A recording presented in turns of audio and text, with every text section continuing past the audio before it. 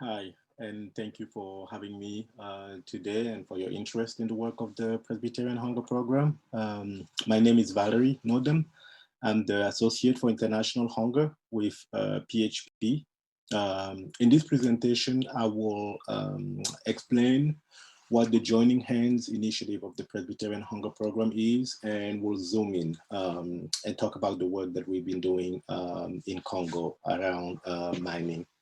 But before doing that, I would like to just quickly touch on our approaches of alleviating hunger and eliminate its causes globally. Um, PHP works through, developing community-based sustainable development projects that ensure sustainable livelihoods. These projects empower people to feed themselves, their families, and their communities in ways that respect their culture, the land, and traditional knowledge. We believe that those faced with the problems should be directly involved in developing solutions. That's why community-led approaches are at the center of our work to alleviate hunger and poverty around the world. Some projects within these categories would be sustainable agricultural projects, water and sanitation, economic development.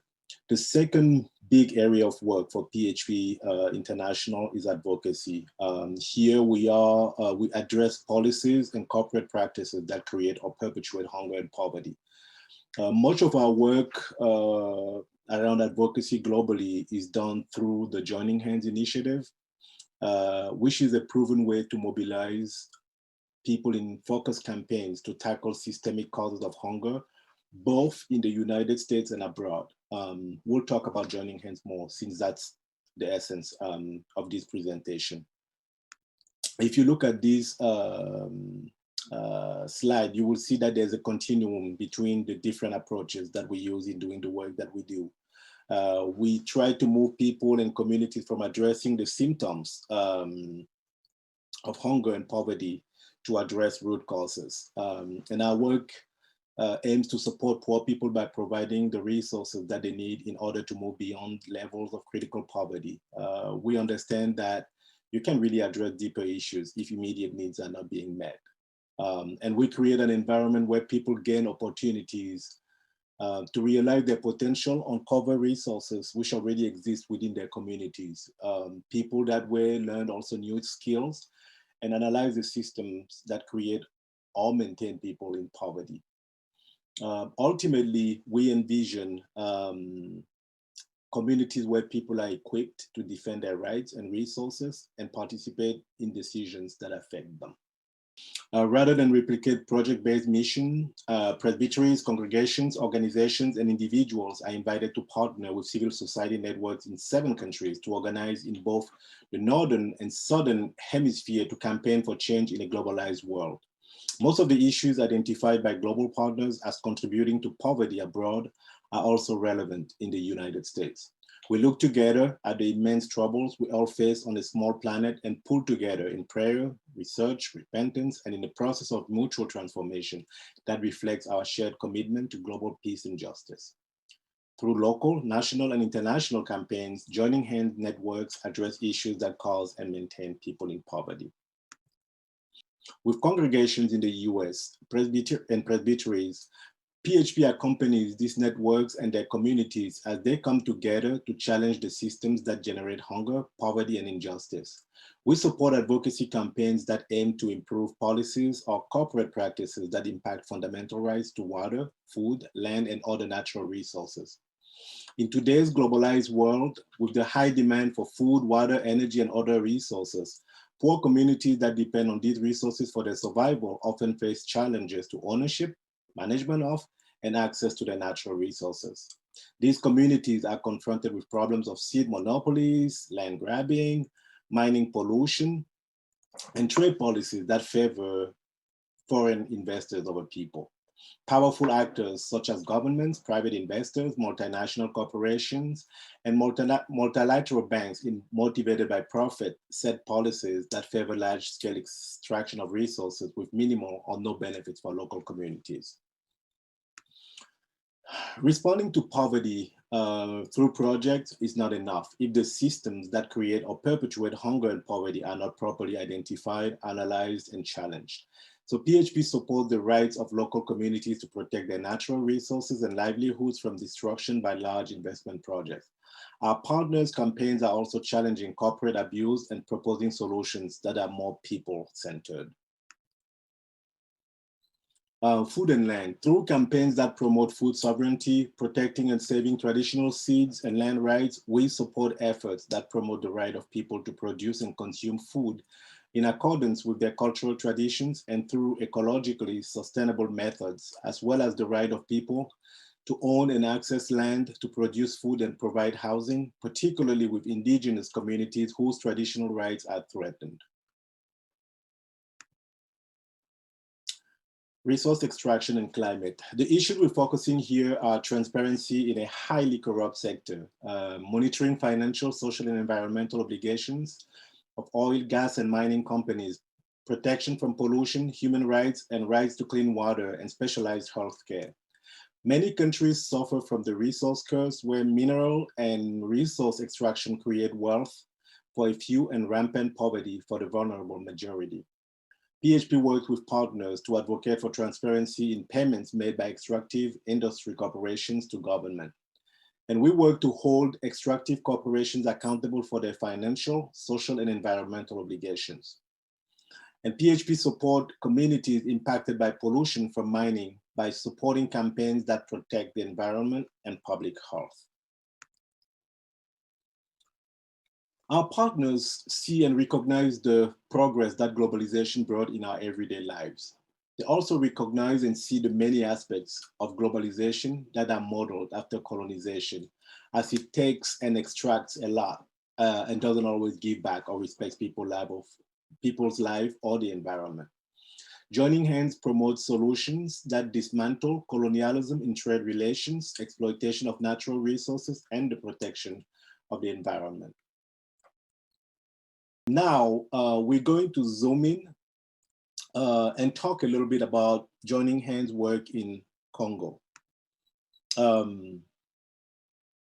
We started working in the Katanga region with our partner, the platform of organizations involved in mining in 2013. And Katanga is like the richest province in Congo, richest in natural resources, mainly mining.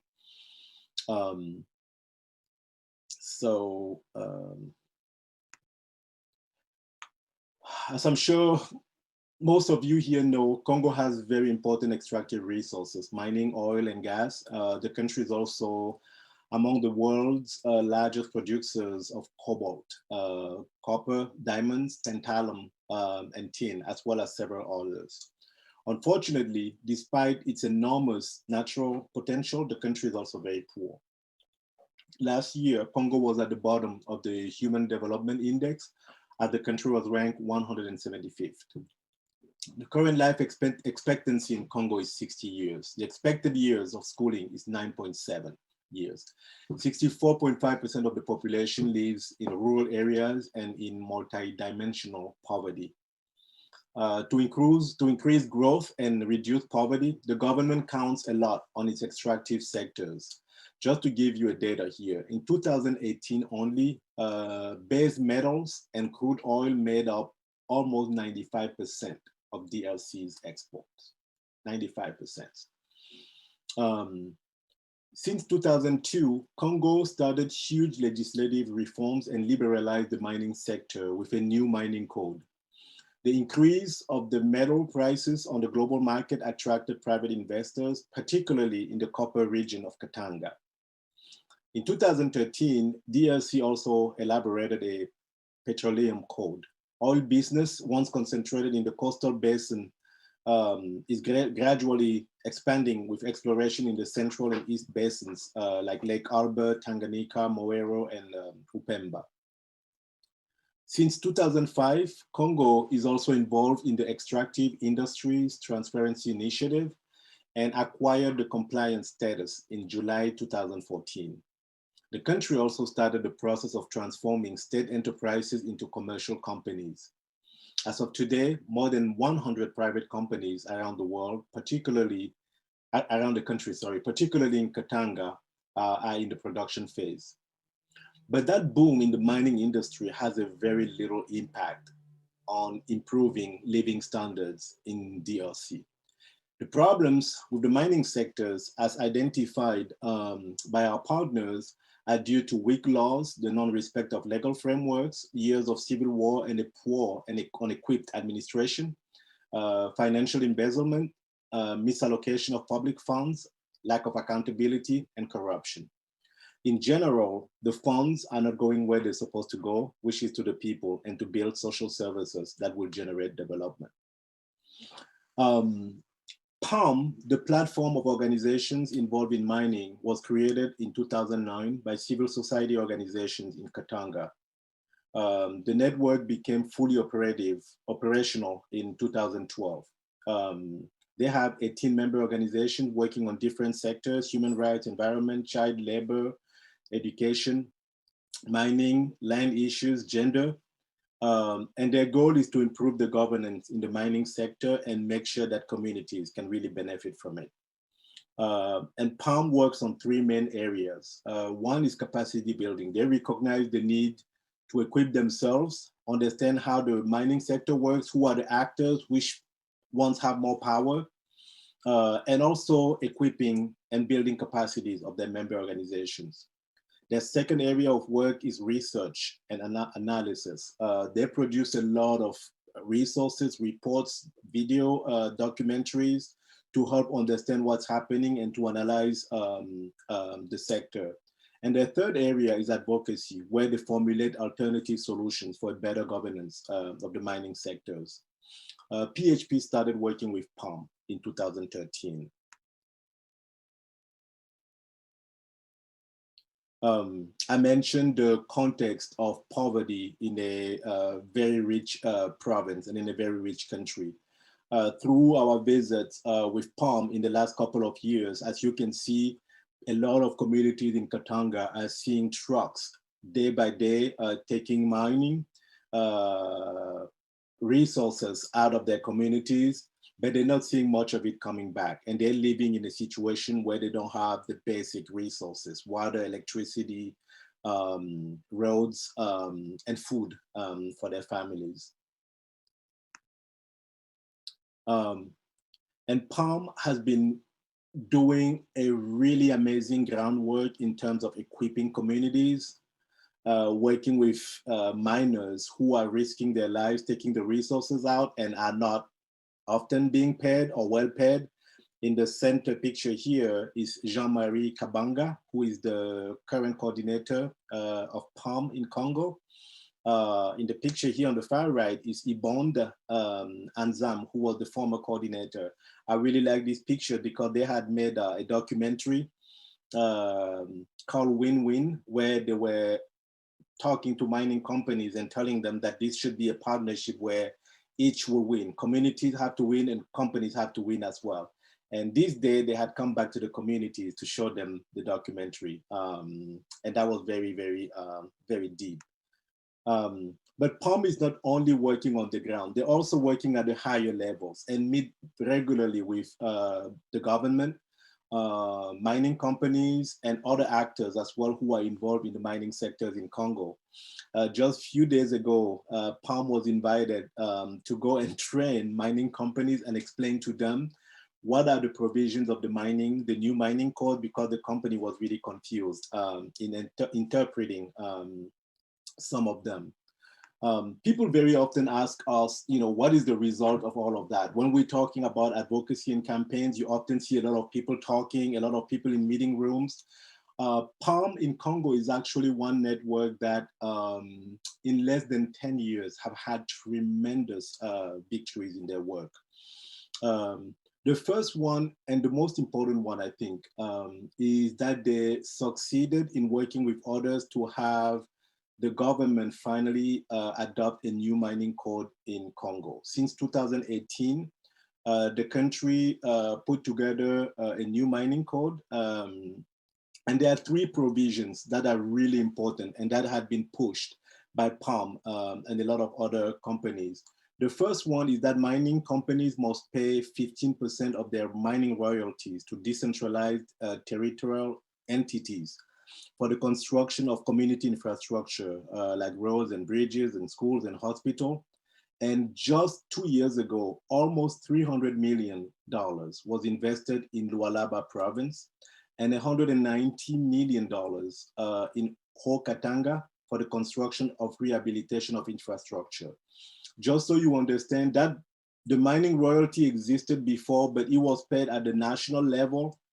And again, with a context of corruption, very little of that money was going back to the communities. So that was the first victory. The second one, or the second provision of the mining code, that was also really interesting, was to ensure that communities are involved in the negotiation, development, and signing of contractual obligations with mining companies in their areas. POM has worked with a lot of communities to negotiate contract obligations with neighboring mining communities. What that means is that communities are sitting on the table now and they're able to really have their voices heard directly rather than having other people always speak for themselves. They're sitting at the table and that's huge in a country like Congo. The third one, the third provision that was really successful is that mining companies now must contribute 0.3% of their gross annual revenues towards a social development fund for affected local communities. This is the place where POM is still working to make sure it's fully implemented, but only this 0.3% will result again in hundreds of millions that will be paid back to local communities. The second victory for POM is that rather than waiting for these funds to come to communities and have potential conflicts coming because the money is there, they spent the last 3 years training communities and talking about how do you want to manage the money when it comes. What are some of the priorities that you see, in terms of infrastructure or development project in the communities, and bringing all the voices together to make sure that there's less conflict when the money is there. And that has been really, really well done. But the third and most important one is that change is already happening a lot in their communities. We have seen in the last couple of months pictures of, ambulances, new hospitals being built, new schools, roads being fixed, and communities just feeling like finally it's starting to happen. And that has taken years of work to get to that level, which is why, again, supporting that work of doing advocacy takes time. But when we're working with partners like POM, at the end, we really know that, there will be victories. We've been really, really, really excited for the work they're doing in Congo. Thank you very much.